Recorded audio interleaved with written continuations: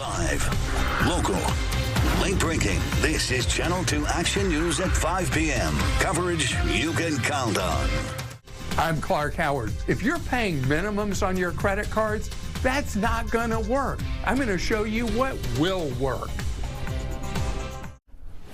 New at 5. We are almost 2 months past the holidays, and while all the presents have been opened, many people are still opening credit card bills, and that's just not as fun. No, it's not. Channel 2 consumer advisor Clark Howard explains how you can tackle that debt, making sure it's not an unwelcome guest for next holiday season.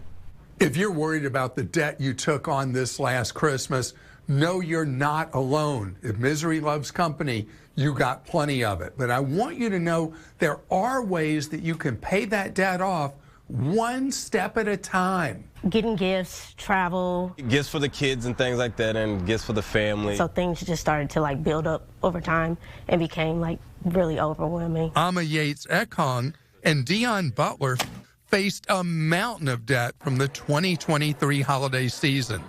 That, along with recently buying homes, left them facing big-time debt.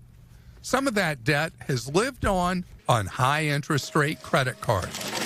My limits were pretty high, so it's just you just swiping. Ekong says when she started a new job, that came with more money, and she started spending more. Then I started to get a little lax and just swipe too much, and then it was like $2,000 turned to $6,000, $6,000 turned to $7,000. Paying only the minimum due each month on credit cards will leave you feeling like you're not making a dent in your balance. You make a payment, and it's like only $80, it seems like, is going towards it. Butler says he didn't want to pull from his investment accounts to pay off the debt, so he was trying to figure out what would make the most sense for him. That's when he reached out to Money Management International, or MMI, for help. We saw the prices go way up on everything, and everybody's been sort of waiting for them to come back down, and it's not happening. And so what we're seeing is rising debt. Tara Alderete is the director of enterprise learning at MMI. It's a nonprofit credit counseling and housing organization. Alderete says even if consumers have a plan for gifts during the holidays, there are other costs you might forget to calculate into your budget. They don't necessarily think about the cost of wrapping paper and decorations and travel and cookies for neighbors. And then they're there in December, and it's like, oh my gosh, I better just swipe this credit card. And when you look at the numbers, 36% of people took on extra debt for Christmas. Over half of them didn't think they would, according to the Lending Tree survey. Matt Schultz is the chief credit analyst at Lending Tree. He says on average, that adds up to almost $1,200 of extra debt. It's an awful lot of money considering how tight most people's budgets are.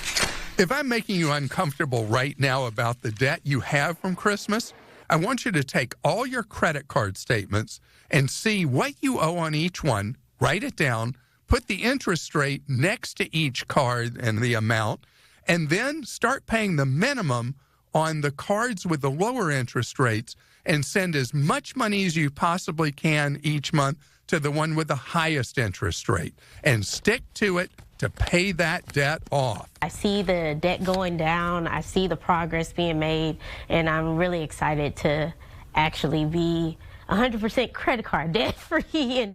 It's so easy to feel overwhelmed when you have those bills coming in. And I want to tell you, there are people out there who do want to help you.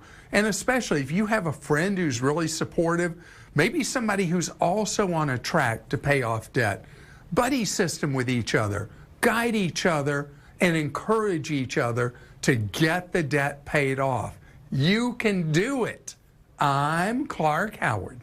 Advice, Clark. And Money Management International says year after year, they have seen a 35% increase in demands for financial counseling, and 43% of those new clients are millennials. Now, Clark will be back to show you how you can save $1,000 in a year. That's Thursday on Channel 2 Action News at 5.